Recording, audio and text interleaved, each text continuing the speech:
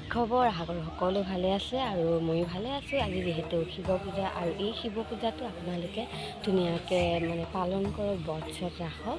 আৰু যিহেতু এই শিৱ পূজাটো 13 ফাগুন বুধবাৰ, আজি 11:08 পৰা লাগিব, কাইলৈ বৃহস্পতিবাৰ 14 ফাগুন 8:54 লাগিব আৰু ধুনীয়াকৈ পালন কৰক।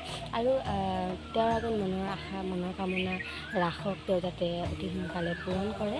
আৰু যিহেতু আজি তেওঁক পৃথিৱীত পূজা কৰা নহয়, তেওঁক কৈলাশতো পূজা কৰিব আৰু তেওঁ যাতে সকলো ভক্তৰে মনৰ আশা মনোকামনা পূৰণ কৰে, মংগল কৰে আৰু তেওঁলোকৰ দৰে শিৱ পাৰ্বতীৰ দৰে সকলোৰে মাজত প্ৰেম হৈ থাকে। আৰু যিহেতু ময়ো এইবাৰ শিৱ পূজাটো ব্ৰত ৰাখিম, যিটো সময়ৰ পৰা লাগিব সেইটো সময়লৈকে মই ৰাখিম, একো ভাত চাত নাখাওঁ। আপোনালোকে চাগে তেনেকৈ ৰাখিব আৰু কিছুমানে হয়তো মন্দিৰবোৰতো যাব।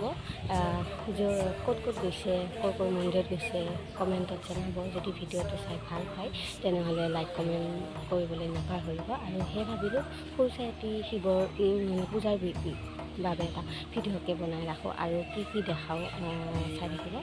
সেই ধুনীয়াকৈ পালন কৰোঁ। আৰু যিহেতু শিৱ পূজাৰ ব্ৰতৰ ভিতৰত সকলো ব্ৰতৰ ভিতৰত শিৱ পূজাৰ ব্ৰতটো অন্যতম আৰু ব্ৰত ৰাখিব লাগে, নহয় জানো? আমি প্ৰেম শিকোৱাৰ বাবে নহয় ব্ৰত ৰাখা, যে আমাৰ ঘৰখনৰ ফালে মনৰ আশা মনোকামনা পূৰণ কৰিব পাৰে, ভালে ভালে ৰাখে, নহয় জানো? আমাৰ জীৱনকেইটা ভালে ভালে ৰাখে, আপদ বিঘিনিৰ পৰা বচাই ৰাখে আৰু নিজকে যাতে ৰক্ষা কৰিব পাৰে, সহায় হয়, সেয়ে বিচাৰোঁ ভগৱানৰ ওচৰত। আৰু আপোনালোকৰ হৈও মই ভগৱানৰ ওচৰত প্ৰাৰ্থনা কৰিম, আপোনালোকৰ মনৰ আশাবোৰ পূৰণ কৰক ভগৱানে। আৰু সেয়াই চাই থাকক আৰু কি দেখাওঁ। এতিয়া ধুনীয়াকৈ গা পা ধুই ঘৰৰ কামখিনি আছে, ঘৰৰ কামখিনি কৰি গা পা ধুই ধুনীয়াকৈ চাকি দিম। তাৰপিছত সেয়া আজিতো একো মুখত দিবই নোৱাৰোঁ, ভাত কিবাকিবি ফল মূলকে খাই থাকিব লাগিব, কাইলৈ ভাঙাৰ পিছতহে খাবলৈ পাম। চ' এতিয়া চাই থাকোঁতে ভিডিঅ'টো আকৌ লগ পাই আছোঁ। ভণ্টিয়ে ময়ে চাকি দিবলৈ গ'লোঁ বুঢ়াগোসাঁই থানলৈ। এফালে চাকি দিয়ে আছিলে কোনোবাই, সেইকাৰণে আমি অলপ সময় ৰখি দিলোঁ আৰু এইফালে ধুনীয়াকৈ পূজাখিনি কৰিবলৈ ল'লোঁ। ইয়াতে 4 গছি চাকি জ্বলাইছিলোঁ প্ৰত্যেকৰে নামত, এগছি ঘৰখনৰ নামত, এগছি ভণ্টিৰ নামত, এগছি মোৰ নামত আৰু এগছি আপোনালোক সকলোৰে নামত জ্বলাই দিছিলোঁ। ভগৱানৰ ওচৰত এটাই প্ৰাৰ্থনা কৰিছোঁ, তেওঁ যাতে সকলোৰে মনৰ আশাবোৰ পূৰণ কৰে।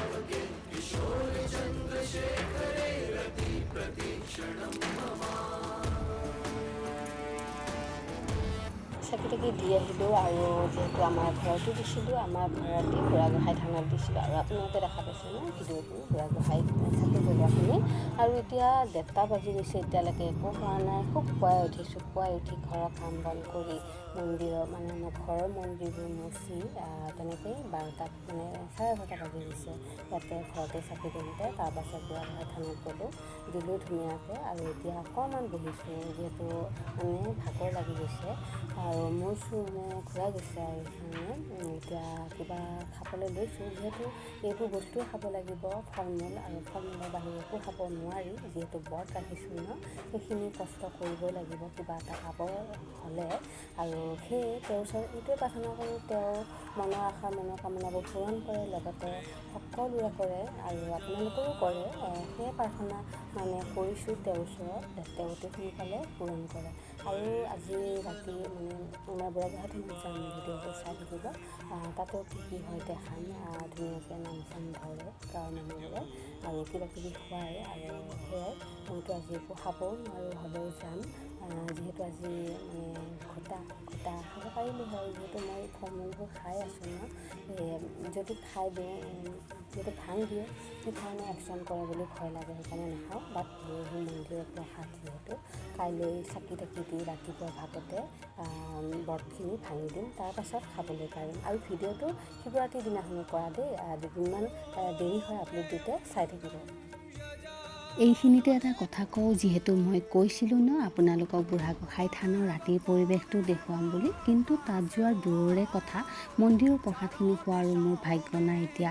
আৰু এই ভিডিঅ'খিনি যোৱাকালিৰে কৰি থোৱা আছিলে, যিহেতু যোৱাকালি ধুনীয়াকৈ বুঢ়াগোসাঁই থানখন সাৰি পুচি মুচি কাচি থৈ আহিছিলোঁ আৰু বেলেগকৈ কথাখিনি ক'বৰ বাবে ভিডিঅ' বনাই নাথাকিলোঁ। এই ভিডিঅ'খিনিতে মই ৰেকৰ্ডত ভইচ দি কথাখিনি ক'বলৈ চেষ্টা কৰিলোঁ আৰু এই দিনটোলৈকে বাট চাই আছিলোঁ শিৱ শিৱৰাত্ৰি পূজাখিনি দিবলৈ পাওঁ যাতে ভগৱানৰ ওচৰত তাকেই আশা কৰি আছিলোঁ।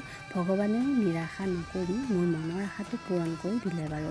প্ৰসাদ খোৱাটো ডাঙৰ কথা নহয় বাৰু, তেওঁক যে পূজা দিব পাৰিলোঁ সেইটোৱে মোৰ বাবে বহুত। আৰু এই ভিডিঅ'টি দিওঁ নিদিওঁ কৰি শেষত আপলোড কৰি দিলোঁ বাৰু। শেষত মই ব্ৰত থাকিও ব্ৰত ৰাখিব নোৱাৰিলোঁ। যেতিয়া সন্ধিয়া মায়ে মন্দিৰত চাকি দি উঠিছে তেতিয়াই মই ব্ৰতৰ পৰা মুক্ত হৈ কিবাকিবি খাবলৈ লৈছোঁ। ভিডিঅ'টি ইমানেই আছিলে। যদি ভিডিঅ'টি চাই ভাল পাইছে লাইক কমেণ্ট কৰিব নাপাহৰিব। শেষত মই ভিডিঅ'টিৰ পৰা বিদায় মাগিছোঁ। Bye bye.